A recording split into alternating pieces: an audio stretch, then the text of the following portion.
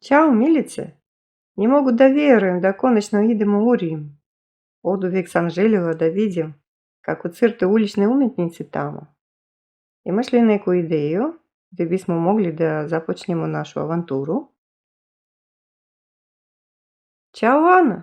Znam, ovo je kao san koji se ostvaruje. Mislila sam da bismo mogli da krenemo od Piazza Navona. Kažu da je to mjesto prepuno života i da tamo često nastupaju najtalentovanije ulične umjetnice. Piazza Navona zvuči sjajno.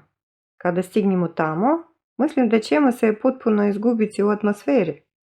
Ako budemo pažljive, možda ćemo čak i uspjeti da popričamo sa nekim umjetnicama o njihovim tehnikama. Da, baš to. Kada budemo razgovarali sa njima, možda ćemo dobiti neke nove ideje za naše crteže. A nakon Piazza Navona šta misliš o posjeti Trastevere? Tamo ima mnogo umjetničkih galerija i malih radnji, gdje prodaju unikatne rukotvorine. Trastevere je savršeno. Ako budemo imali sreće, možda ćemo naići na neki umjetnički sajam ili izložbu na otvorenom. Zamisli koliko inspiracije ćemo dobiti iz svih tih prelijepih dela. Apsolutno. Planiram da ponesem svoj skicirni blok sa sobom. Dok budemo šetali, crtat ću sve što me inspiriše.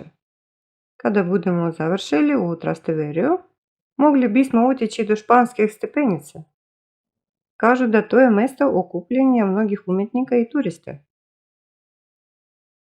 Odlično, kada budemo stigli do španskih stepenica, sigurno ćemo vidjeti mnogo zanimljivih scena za crtanje.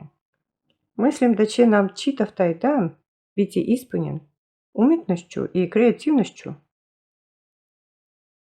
I ja tako mislim.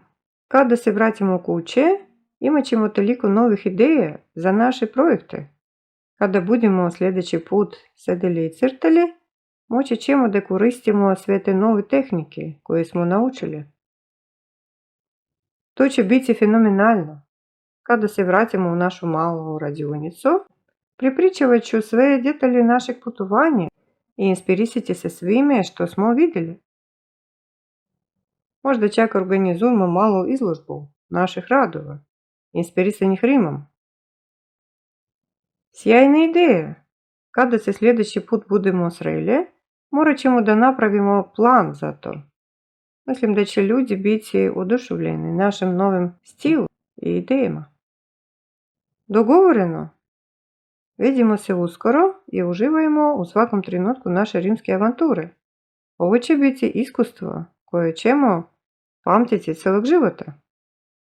Vidimo se, spremna sam za našu umjetničku ekspediciju.